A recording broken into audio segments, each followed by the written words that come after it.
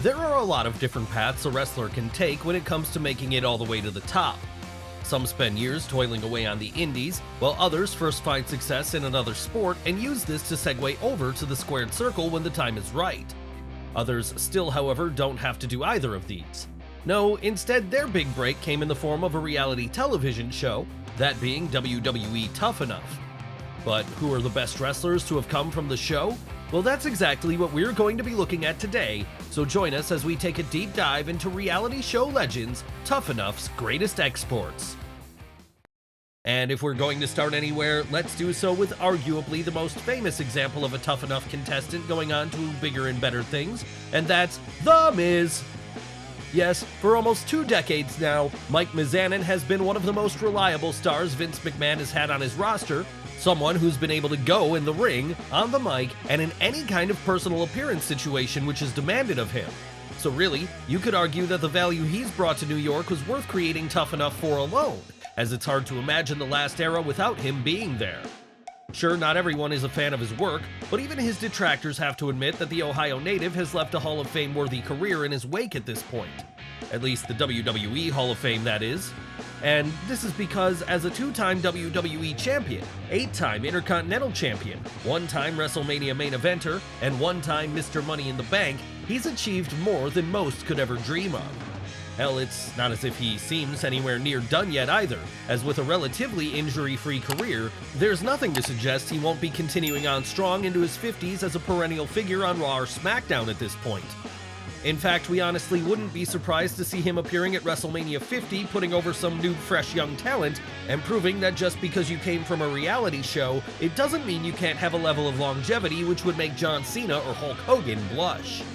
Of course, The Miz isn't the only person who came from Tough Enough that's still got a strong, active career today, and that's because a year before he appeared on Season 4, his future tag team partner was showing off all the skills which would make him the eventual winner of Season 3. Who are we talking about here? Why, John Morrison, of course. That's right, it sometimes goes forgotten today, but the man of 1,000 surnames actually got his start in the industry through the 2000s MTV reality show. And it was here he first clued audiences in to the unique parkour-infused style which would later make him famous. Needless to say then, upon winning Tough Enough 3, he'd be sent up to the main roster, where an early tag team run with Joey Mercury saw him further establish himself as a future star in waiting.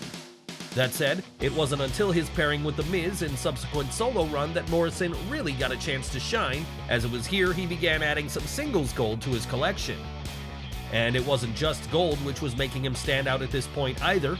No, it was also his matches. Matches which routinely stole the show right out from under whoever was in the main event that night.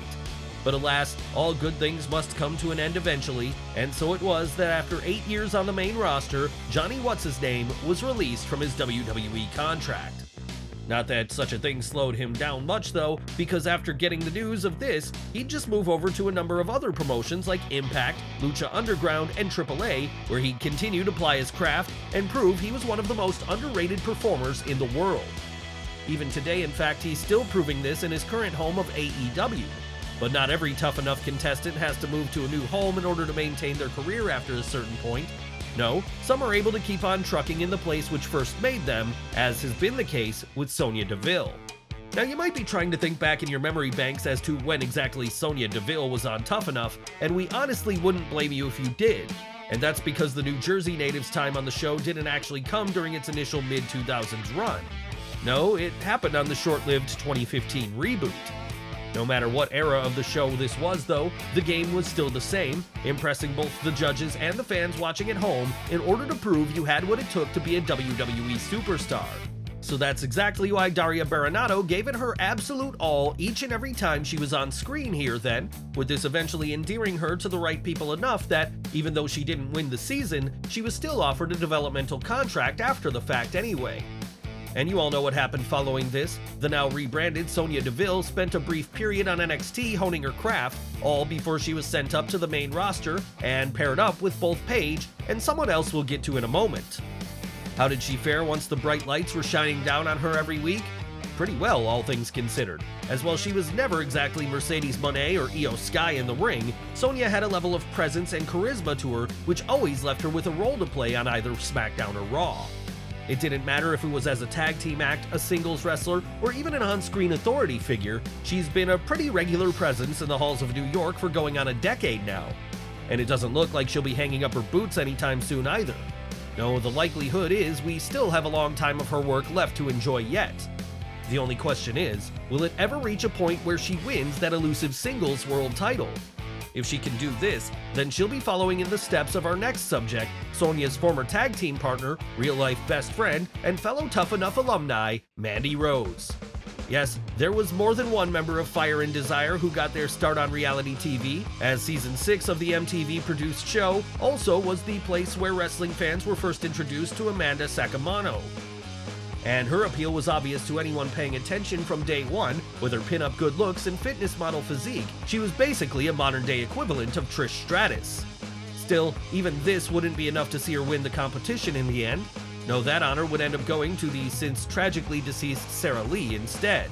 But like with Sonia DeVille, WWE officials saw the potential in Rose, and so that was why they ultimately offered a developmental contract anyway. And with that contract signed then, she also spent a spell in NXT before being shifted up to the main roster where, as part of Absolution, she'd soon establish herself as a favorite of fans everywhere. Sure, she wasn't necessarily a great wrestler either, but she had plenty of other qualities which made her marketable, and, to be fair, she did improve as time went on. Hell, after getting an angle between her and Otis hugely over in late 2019 and early 2020, she'd even win a world title of her own once she ventured back down to NXT, right when it was changing into its 2.0 incarnation.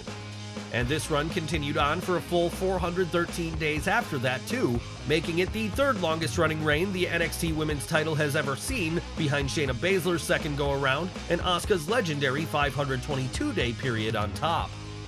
Obviously then, for someone who never worked on the indies or was forced to spend years cutting their teeth with no recognition, such a feat can't be considered anything less than impressive.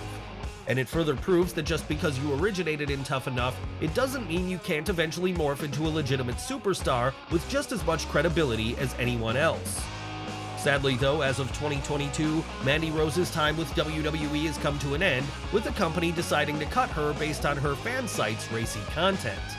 But at least there's another member of the Tough Enough Season 6 roster who's still plugging away at her craft over on Monday and Friday nights and carrying on the legacy of what they did back then, and that's none other than Chelsea Green. Now, there is a small caveat which should be added to this one, as Chelsea had actually been performing as a wrestler before her time on the WWE reality show began, albeit briefly. In fact, it was in 2014 that she first started working on the Canadian indies, with her impressing so much here that she even got to do a couple of tours over to Japan to wrestle for Stardom only 2 years later. Of course, by that point, it also helped her case that she'd appeared on Season 6 of Tough Enough alongside the likes of Sonia DeVille and Mandy Rose, and there had been able to use what little experience she had to stand out from the pack. No, it's true that like with her future WWE colleagues, she didn't win this one either, but that wasn't necessarily a negative for the British Columbia native in the long run, because rather than get locked into a contract with Vince McMahon before she was really ready for it, Chelsea was instead free to continue honing her craft around the world, with her building up a name for herself as her hot mess character in the likes of Impact and Lucha Underground. So when she eventually was offered a contract with New York in 2018 then, she was more than ready for the spot. And while this first run didn't go as well as she'd hoped, in the end it all worked out, because as it stands as of the time of this video's recording, she's since returned to WWE and is currently teaming up with Piper Niven as one half of the Women's Tag Team Champions. Where will she go from here? Well, that remains to be seen, but it's not unreasonable to think that some singles gold might be in her future, maybe even a run with the Raw or SmackDown Women's title. And if she's able to do this, it would give her the honor of being only the second ever Tough Enough alumni to hold a women's world title on the big stage of Monday or Friday nights. But even if she doesn't reach such heights, Chelsea can always hang her hat on being arguably the best women's wrestler to have come out of that particular show. That said, she's yet to have as big a run in WWE as our next entry, and that's Ryback. Yes, back in the 2010s, there was hope he would one day be a future main event player for Vince McMahon.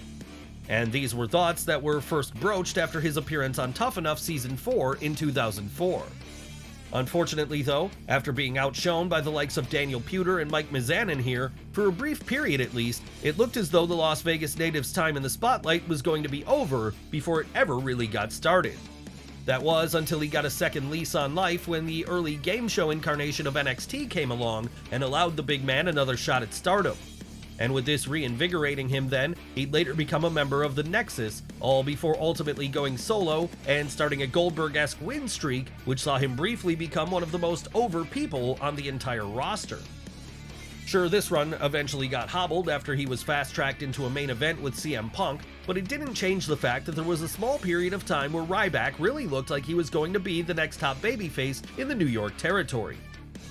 It's just a shame he was never able to recover this momentum after the fact then, and it's an even greater shame that his run with the company would have ended altogether by the time the mid-2010s were over, with him never returning to the ring again after this outside of the occasional independent booking.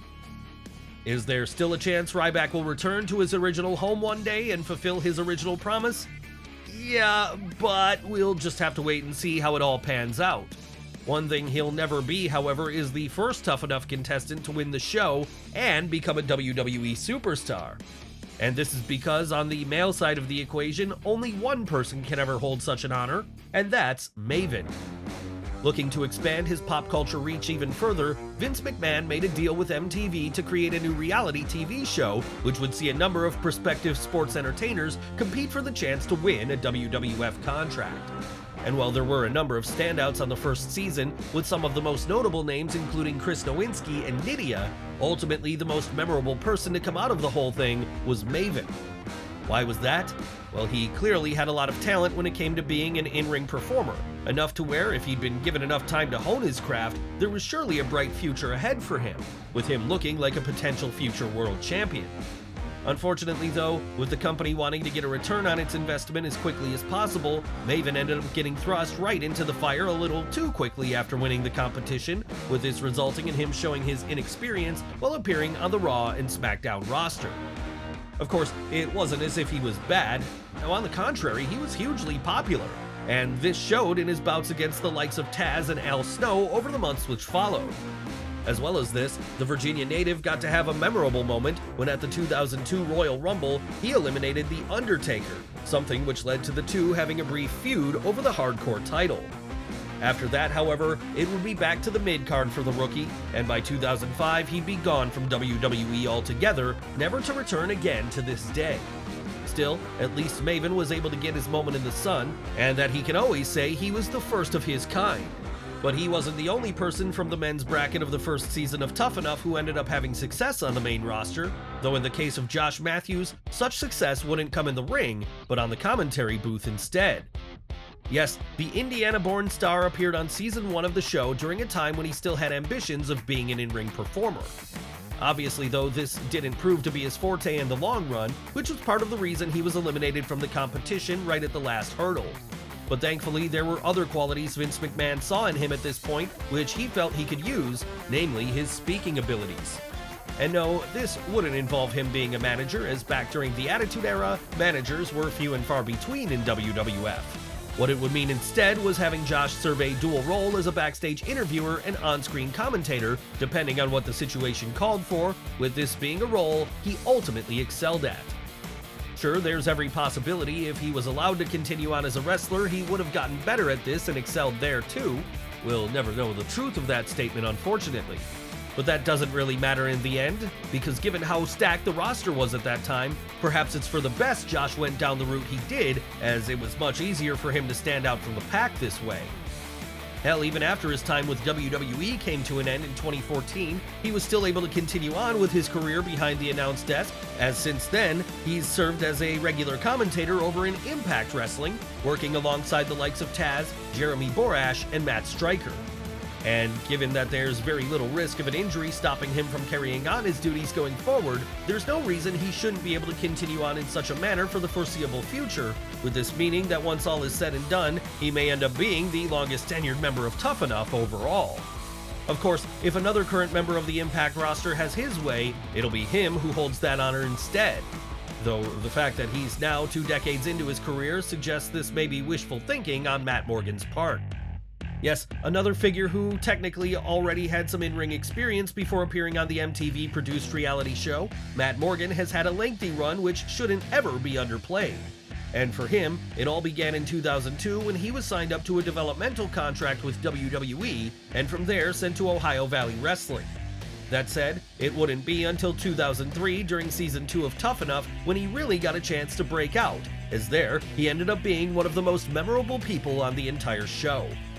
Alas though, like with so many others we've discussed today, Matt wouldn't win his season. But it wouldn't mean Vince McMahon didn't have plans for him going forward anyway. And these plans began coming to fruition later that year when he was added to the SmackDown roster, and from there, given the role of unstoppable big man powerhouse who was supposed to mow his way through the Blue Brand's roster. Would this work out for the Connecticut native? Not really. And so by 2004, he'd have been sent back down to Ohio Valley Wrestling in order to repackage himself. Luckily for him, however, once he was called back up again after this, things went much better as, following another brief run on SmackDown, Morgan went on a lengthy run in TNA, where he at points became both a two-time tag team champion and a member of Ric Flair's Fortune stable, a pair of feats which easily makes his career worthwhile in the long run. That's right, despite the stigma which sometimes comes with it, it can pay dividends to be a contestant on Tough Enough, as it gives the person involved a foot in the door they probably wouldn't have gotten otherwise. But as our next subject shows, on occasion, you don't even have to be an actual contestant on the show in order to get this foot in the door. Who are we talking about this time? Who else but Melina? Now, some of you may be wondering what season of Tough Enough Melina was involved in. Well, the answer to that question is Season 3. However, she wouldn't make much of an impact here, as despite getting to the final 25, she'd end up being cut before the show formally got started. Even still though, she clearly had something which had caught the attention of WWE management, as they'd make sure to sign her up to a developmental contract anyway. Did it help keep her in their sightlines that she'd by this point started a relationship with eventual winner John Morrison? Maybe, but either way, a foot in the door is a foot in the door. And once she got this foot in the door, she'd quickly prove she was worth the trouble. Why was this? Well, because serving as the manager of M&M, she'd become one of the highlights of SmackDown every week for a while. But it wasn't just as a manager she'd be making waves. No, the Los Angeles native also carved out a nice role for herself as a singles act in the women's division too. So much so that by the time her run was over, she'd be a two-time Divas champion and a three-time women's champion. Hell, even when her run in New York ended, Melina continued to work for the likes of the NWA and Impact, proving she's not just a flash in the pan with no longevity to her. But then, we guess we could probably say the same about most of the people we've discussed today, as, despite them seeming at first like they might not be long for the wrestling world on account of the somewhat artificial way they entered it, in the end, they proved everyone wrong and showed that you don't necessarily have to be an indie star first if you want to be a success in the squared circle.